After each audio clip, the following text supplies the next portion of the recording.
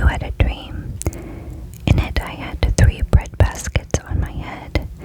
In the top one were all kinds of bakery products for Pharaoh, but the birds were eating them out of the basket on my head. Joseph said to him in reply, "This is its interpretation. The 3 baskets are 3 days. Within 3 days, Pharaoh will single you out and will impale you on a stake, and the birds will be eating your flesh."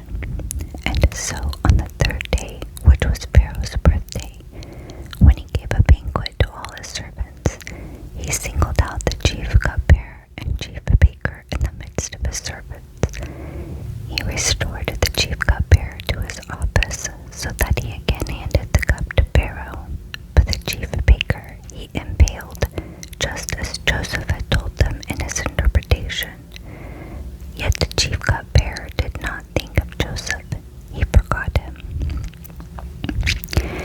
After a lapse of 2 years, Pharaoh had a dream. He was standing by the Nile, when up out of the Nile came 7 cows, fine-looking and fat. They grazed in the red grass. Behind them 7 other cows, poor-looking and gaunt, came up out of the Nile, and standing on the bank of the Nile beside the others, the poor-looking, gaunt cows devoured the 7 fine-looking fat cows. Then Pharaoh woke up. He fell asleep again and had another dream. He saw 7 ears of grain, fat and healthy, growing on a single stalk. Behind them sprouted 7 ears of grain, thin and scorched by the east wind, and the thin ears swallowed up the 7 fat, healthy ears. Then the Pharaoh woke up. It was a dream. Next morning his mind was agitated, so Pharaoh had all the magicians and sages of Egypt summoned and recounted his dream to them, but there was no one to interpret it for him. Then the chief cupbearer said to Pharaoh, "Now I remember my negligence. Once when Pharaoh was angry with the servants, he put me and the chief baker in custody in the house of the chief steward. Later we both had dreams on the same night, and each of our dreams had its own meaning. There was a Hebrew youth with us, a slave of the chief steward, and when we told him our dreams, he interpreted them for us and explained for each of us the meaning of his dreams. Things turned out just as he had told us. I was restored to my post, but the other man was impaled." Pharaoh therefore had Joseph summoned, and they hurriedly brought him from the dungeon. After he shaved and changed his clothes, he came to Pharaoh. Pharaoh then said to Joseph, "I had a dream, but there was no one to interpret it. But I hear it said of you, if he hears a dream, he can interpret it." "It is not I," Joseph replied to Pharaoh, "but God who will respond for the well-being of Pharaoh." Then Pharaoh said to Joseph, "In my dream I was standing on the bank of the Nile, when up from the Nile came 7 cows, fat and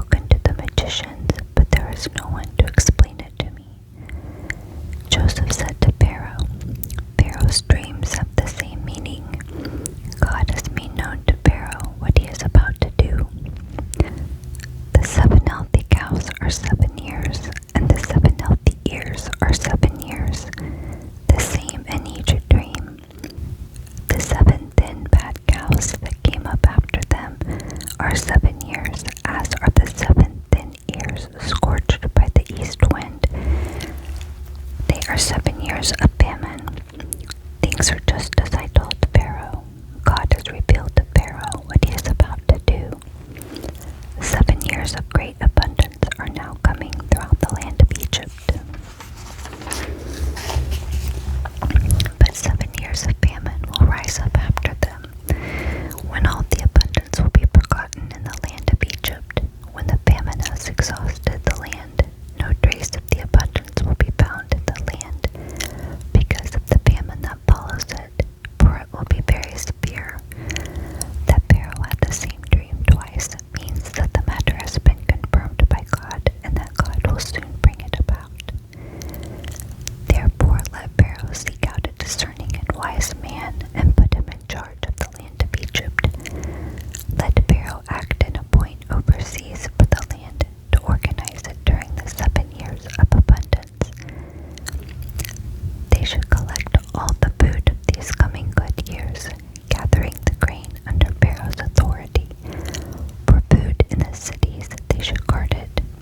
This food will serve as a reserve for the country against the 7 years of famine that will occur in the land of Egypt, so that the land may not perish in the famine. This advice pleased Pharaoh and all his servants. Could we find another like him? Pharaoh asked his servants, a man so endowed with the Spirit of God. So Pharaoh said to Joseph, since God has made all this known to you, there is no one as discerning and wise as you are. You shall be in charge of my household, and all my people will obey your command. Only in respect to the throne will I outrank you. Then Pharaoh said to Joseph, look, I put you in charge of the whole land of Egypt. With that, Pharaoh took off his signet ring and put it on Joseph's finger. He dressed him in robes of fine linen and put a gold chain around his neck. He then had him ride in his second chariot, and they shouted, Abric, before him. Thus Joseph installed over the whole land of Egypt. I am Pharaoh, he told Joseph, but without your approval, no one shall lift hand or foot in all the land of Egypt.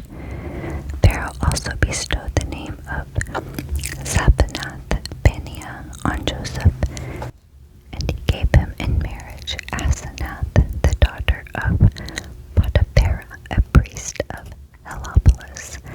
And Joseph went out over the land of Egypt. Joseph was 30 years old when he entered the service of Pharaoh, king of Egypt. After Joseph left Pharaoh, he went throughout the land of Egypt. During the 7 years of plenty, when the land produced abundant crops, he collected all the food of these years of plenty that the land of Egypt was enjoying, and stored it in the cities, placing in each city the crops of the fields around it. Joseph collected grain like the sand of the sea, so much that at last he stopped measuring it, for it was beyond measure.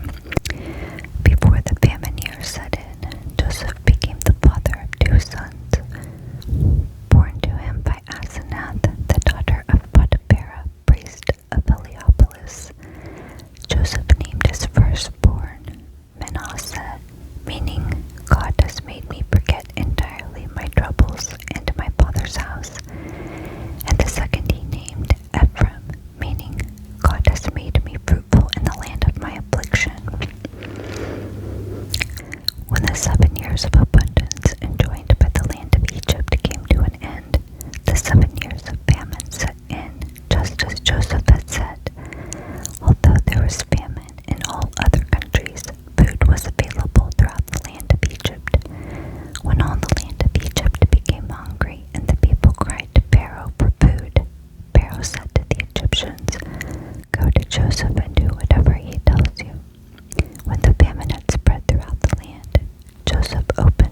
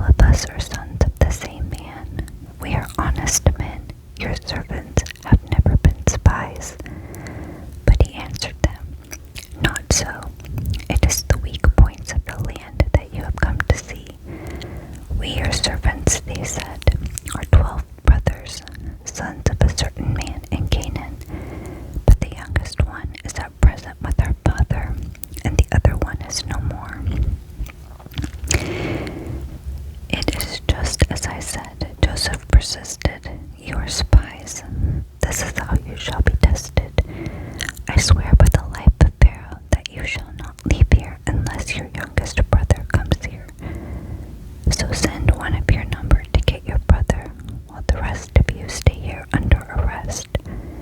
Thus will your words be tested for their truth. If they are untrue, as Pharaoh lives, you are spies.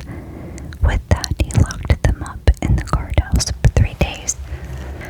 On the 3rd day, Joseph said to them, Do this, and you shall live, for I am a God-fearing man. If you are honest men, let one of your brothers be confined in this prison, while the rest of you go and take home grain for your starving families. But you must bring me your youngest brother. Your words will thus be verified, and you will not die. To this they agreed. To one another, however, they said, Truly we are being punished because of our brother. We saw the anguish of his heart when he pleaded with us, yet we would not listen. That is why this anguish has now come upon us. Then Reuben responded, Did I not tell you, do no wrong to the boy? But you would not listen. Now comes the reckoning for his blood. They did not know, of course, that Joseph understood what they said, since he spoke with them through an interpreter. But turning away from them, he wept. When he was able to speak to them again, he took Simeon from among them and bound him before their eyes. Then Joseph gave orders to have their containers filled with grain, their money replaced in each one sack, and provisions given them for their journey. After this had been done for them, they loaded their donkeys with the grain and departed. At the night encampment, when one of them opened his bag to give his donkey some fodder, he saw his money there in the mouth of his bag. He cried out to his brothers, My money has been returned. Here it is in my bag. At that their hearts sank. Trembling, they asked one another, What is this that God has done to us? When they got back to their father Jacob in the land of Canaan, they told him all that had happened to them. The man who is Lord of the land, they said, spoke to us harshly and put us in custody on the grounds that we were spying on the land. But we said to him, We are honest men. We have never been spies. We are 12 brothers, sons of the same father. But one is no more, and the youngest one is now with our father in the land of Canaan. Then the man who is the Lord of the land said to us, This is how I will know if you are honest men. Leave one of your brothers with me to take the grain for your starving families and go. When you bring me your youngest brother, and I know that you are not spies but honest men, I will restore your brother to you, and you may move about freely in the land. When they were emptying their sacks, there in each one sack was his money bag. At the sight of their money bags, they and their father were afraid.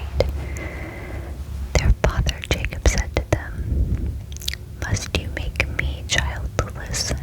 Joseph is no more, Simeon is no more, and now you would take Benjamin away. All these things have happened to me.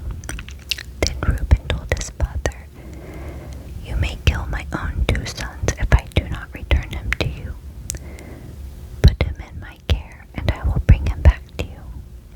But Jacob replied, My son shall not go down